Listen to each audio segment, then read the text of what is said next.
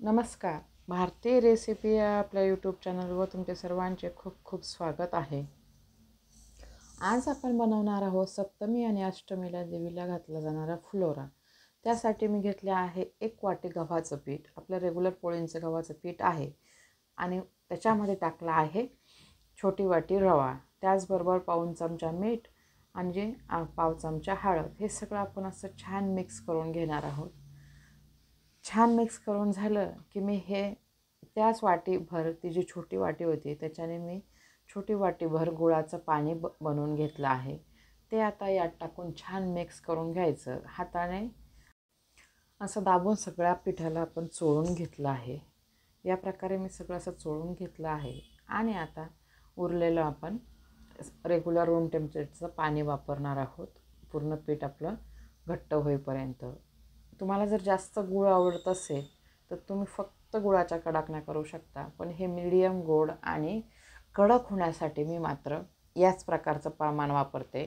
थोडंसं गुळाचं पाणी आणि बाकीचं साधं पाणी. आता या प्रकारे सुरुवातीला मळताना थोडंसं सैलसर पीठ मळायचं. सैलसर म्हणजे आपण रेग्युलर पोळ्यांना मळतो तसं.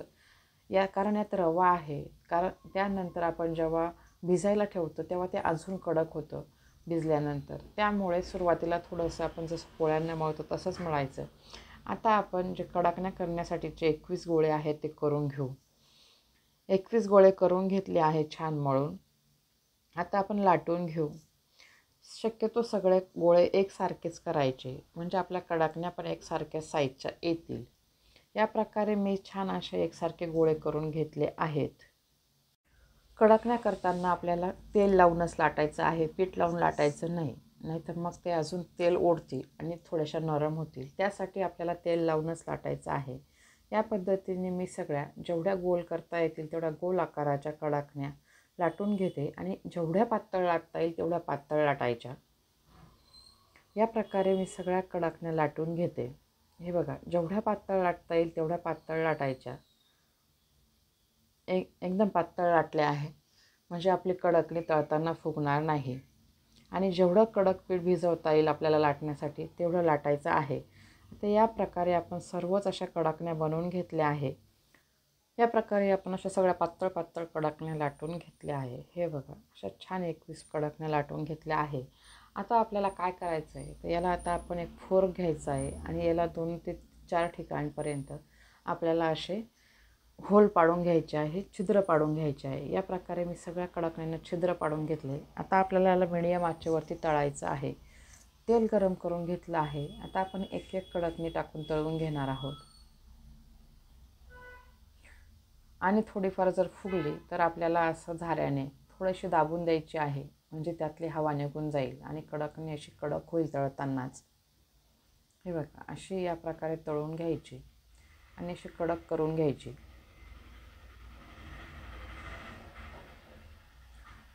थोडासा टाईम द्यायचा.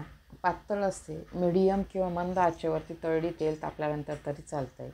कारण पातळ असते लगेच लाल होऊन येते. त्यामुळे साधारण 3 ते 4 मिनटामध्ये आपली कडाकणी तळून होते. त्यामुळे अगदी हळूहळू तळून घ्यायच्या सगळ्या कडाकण्या. तुमच्याकडे जर मोठी कढई असेल तर 3-4 एका वेळेस टाकल्या तरी चालतात. हे बघा, या प्रकारे मी तळून घेतले आहे आणि उरलेल्या पण मी ह्याच पद्धतीने तळते आहे. अशा आपल्या कडाकण्या बनवून झाल्या आहे. हे बघू शकता किती मस्त कडक झाले आहे आणि दिसायलाही सुंदर झाले आहे, रंगही सुंदर आले आहे. हे बघा, किती मस्त कुरकुरीतपणा दिसतोय आणि याचा आवाज तर आपण बघूया. किती सुंदर असा कुरकुरीत येत आहे. हे बघा,